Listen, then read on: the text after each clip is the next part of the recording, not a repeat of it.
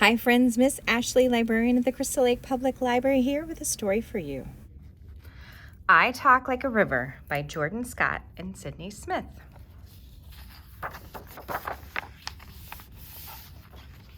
I wake up with the sounds of words each morning all around me. P for the pine tree outside my bedroom window. C for the crow in its branches. M for the moon fading in the morning sky. I wake up each morning with the sounds of words all around me, and I can't say them all. The P in pine tree grows roots inside my mouth and tangles my tongue. The C is a crow that sticks in the back of my throat. The M in moon dusts my lips with a magic that makes me only mumble. I wake up in the morning with these word sounds stuck in my mouth.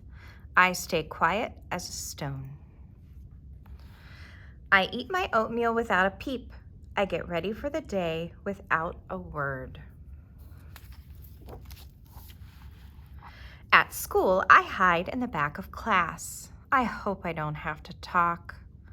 When my teacher asks me a question, all my classmates turn and look. They don't see a pine tree sticking out from my lips instead of a tongue. They don't hear a crow caw-caw from inside my throat.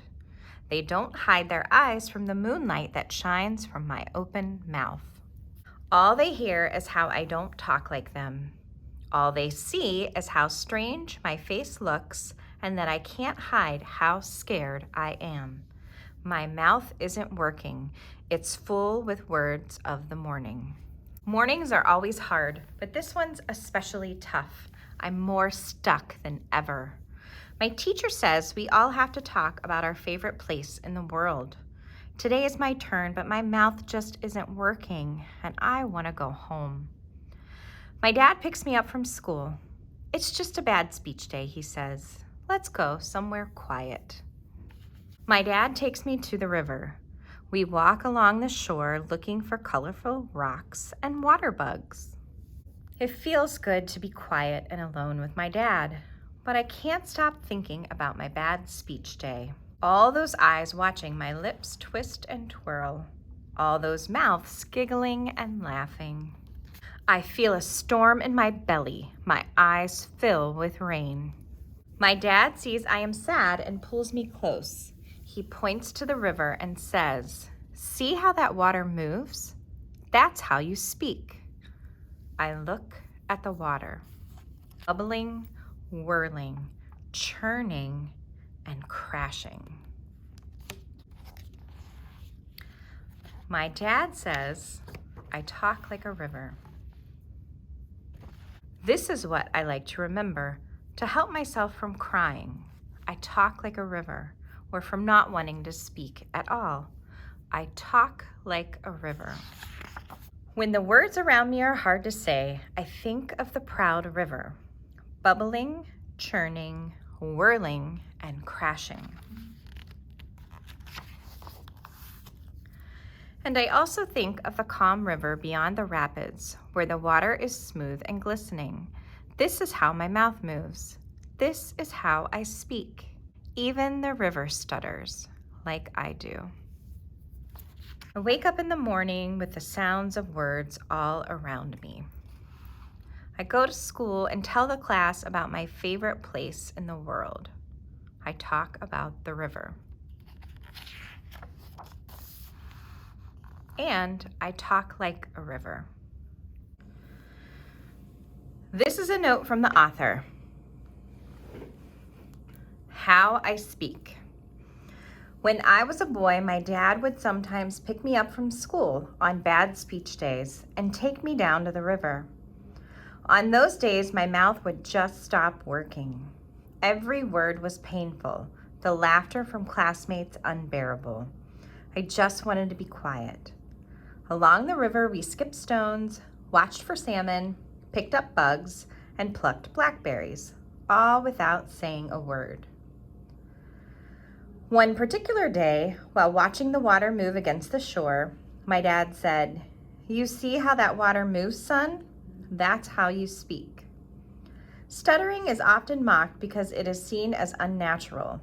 For many, listening to and watching someone stutter is not a comfortable experience because language and sound are stretched to their limits. Strange noises burst from a contorting mouth, and what the listener thinks of as fluency or normal speech explodes. To stutter is to be disfluent, and fluency, my speech therapist used to say, is the ultimate goal. But at the river, I learned to think differently about fluency. The river has a mouth, a confluence, a flow. The river is a natural and patient form, forever making its way toward something greater than itself. Yet as the river moves, it stutters, and I do too. Take a moment to listen to the way you talk. How do you sound? What would happen if you concentrated on the feeling of speaking? Where do you feel words in your body? Do you speak without pauses or hesitations? How often do you slip up, forget words, or have difficulty finding them in the first place? Do you sometimes shy away from speaking? Do you sometimes not want to say anything at all? My dad took me to the river so I would feel less alone.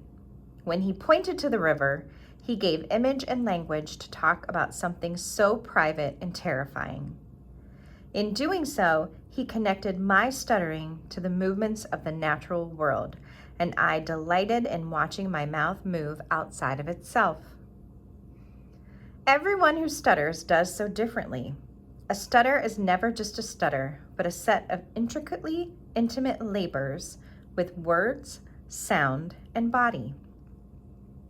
My stutter is my own and also part of a larger confluence of disfluent mouths going about their day, ordering food at a restaurant, making small talk about the weather, or talking to loved ones.